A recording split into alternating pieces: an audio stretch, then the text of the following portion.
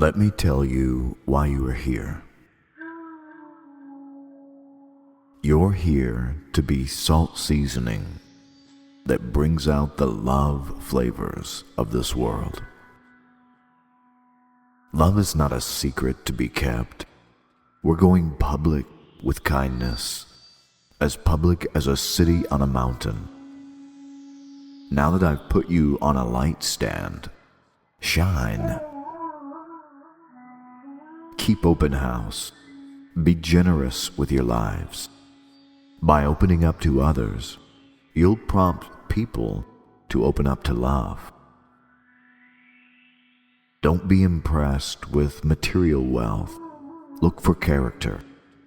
Who people are is the main thing, not what they own. Don't look for shortcuts to enlightenment. The market is flooded with surefire, shortcut formulas to a so-called successful life that can be practiced in your spare time. Don't fall for that stuff, even though crowds of people do. The way to eternal life, to love, is vigorous, and it requires total attention. These words I speak are not incidental additions, homeowner improvements to your standard of living. They are foundational words, words to base a life on. I'm not here to demolish laws or religions, but to complete them. I'm going to pull it all together in a vast panorama. Let's call it eternal tenderness. And it is more real and lasting than the stars in the sky or the ground beneath your feet. Long after stars burn out and earth wears out, eternal tenderness will be alive and working as you. Trivialize even the smallest being in existence, and you will have only trivialized yourself. You're familiar with the command of the ancients, do not murder. I'm telling you that anyone who is so much as angry with a brother or sister is guilty of murder. Thoughtlessly yell stupid at someone, and you're on the brink of hellfire. Because the simple moral fact is, words can kill. So let's not pretend this is easier than it really is. If you want to live a morally pure life, here is what you have to do. Something as radical as forgiveness. For there is another old saying that deserves a second look. Eye for eye, tooth for tooth. But is that really going to get us anywhere? Here's what I propose. Do not hit back at all. If someone strikes you, stand there and take it. If someone sues you in court for the shirt off your back, well, gift wrap your best pair of underwear and make a present of it. And if someone takes unfair advantage of you, use the occasion to practice the servant life. No more tit-for-tat stuff. Live generously. You're familiar with the old written law, love your friend, and its unwritten companion, hate your enemy. I'm challenging that. I'm telling you to love your enemies. Let them bring out the best in you, not the worst. When someone gives you a hard time, respond with the energies of prayer, for then you are working out of your true self, your love-created self. This is what God does. She gives her best, the sun to warm and the rain to nourish, everyone, regardless, the good, the bad, the nice, the nasty. If all you do is love the lovable, do you expect a bonus? Anybody can do that. If you simply say hello to those with whom you are familiar, do you expect a medal? Any run-of-the-mill actor does that. In a phrase, what I'm saying is, grow up. You're kingdom subjects. Now live like it. Live out your love-created identity. Live generously and graciously towards others, the way love lives towards you. Be especially careful when doing good deeds so that you don't make a performance out of it. It might be nice theater, but the one who made you won't be applauding. When you help someone out, don't think about how it looks. Just do it quietly and unobtrusively. That is the way your God, who conceived you in love, working behind the scenes, helps you out. And when you come before love, don't turn that into a theatrical production either. All these people making a regular sideshow out of their prayers, hoping for stardom. Do you think the Creator sits in a box seat? Here's what I want you to do. Find a quiet, secluded place so you won't be tempted to role play before God. And just be there, simply and as honestly as you can manage. The focus will shift from you onto love, and you will begin to sense the meaning of grace. The world is full of so-called prayer warriors who are prayer ignorant. They're full of techniques and advice, peddling ways of getting what you want from God. But don't fall for that nonsense. This is your eternal parent, lover, friend you are dealing with. And she knows better than you what you need. With God loving you so intimately, you can pray very simply, like this. O birth giver, Mother, Father of the multiverse, you are ablaze in beauty. In prayer, there is a connection between what God does and what you do.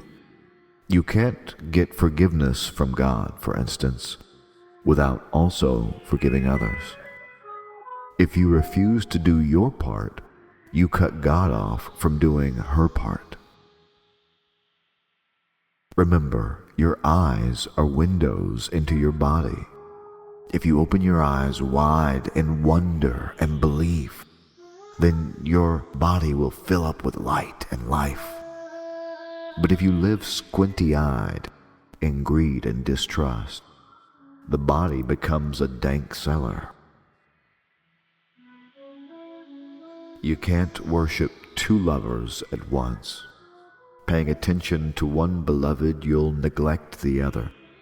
Adoration of one breeds the contempt of the other. You can't worship love and money. If you decide to live for love, it follows that you don't take for granted the things you've been given. There is far more to your life than the food you put into your stomach. More to your outer appearance than the clothes you hang upon your body. Look at the birds, free and unfettered among the clouds, not tied down to a job description, careless in the care of love. Have you ever seen freedom quite like them? Has any one of us, by fussing in front of a mirror, ever gotten taller by so much as even a nanometer? All this time and energy wasted on small-talking ourselves into being small. Instead of watching the economy and stock market fluctuations, walk out into the fields and observe the wildflowers. They never primp nor shop. And yet, have you ever seen color and design quite like them? The best dressed royal families in all of human history look shabby alongside them. If love pays such attention to wildflowers and birds, most of which are never even seen, don't you think she'll attend to you, take pride in you, do her best for you? What I want you to do is to relax, to not be so preoccupied with getting so that you can respond to love's giving. Do you know how blessed you truly are? You are blessed when you're at the end of your rope. With less of you, there is more of love and its rule. You're blessed when you feel that you've lost what is most dear to you. Only then can you be embraced by the one most dear to you. You're blessed when you're content with just who you are. No more, no less.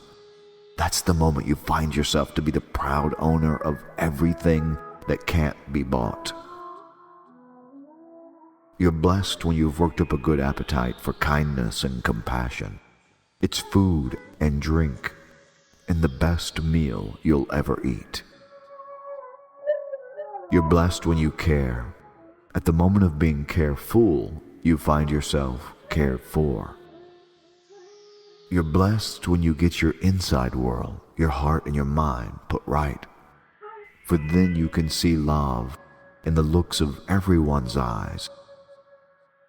You're blessed when you can show others how to cooperate instead of compete or fight. That's the moment you find out who you really are and your place in love's family. You're blessed when your commitment to creativity provokes persecution. That persecution drives you even deeper into your inner truth. And persecution happens when you become too close to the truth for other people's comfort, and they get upset at the reflection of themselves they see happening in you. Steep your life in love realities, love initiatives, love provisions. Don't worry about missing out. You'll find all your everyday human concerns will be met. Give your entire attention to what love is doing right now. And don't get worried or worked up about what may or may not happen tomorrow. Love will help you deal with whatever challenges arise when they come.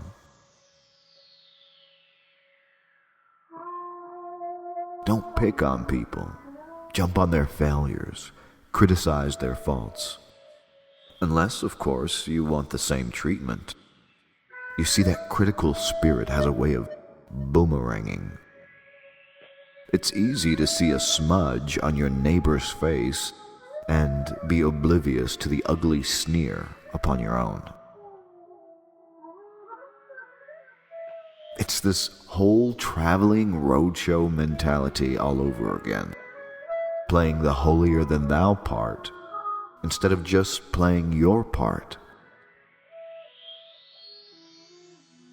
Don't bargain with God. Be direct. Ask for what you want and need. This isn't a cat and mouse hide-and-seek game we're in.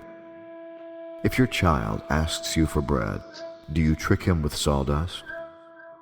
If she asks for a fish, do you scare her with a live snake on her plate?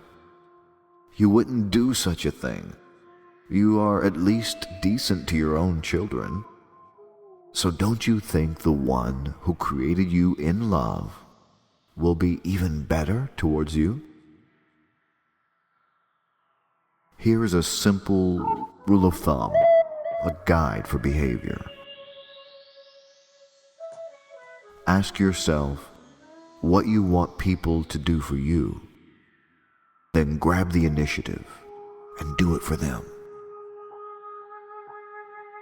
If you add up all of God's laws, everything that the prophet said, this is what you get. Forgiveness, kindness, compassion, love.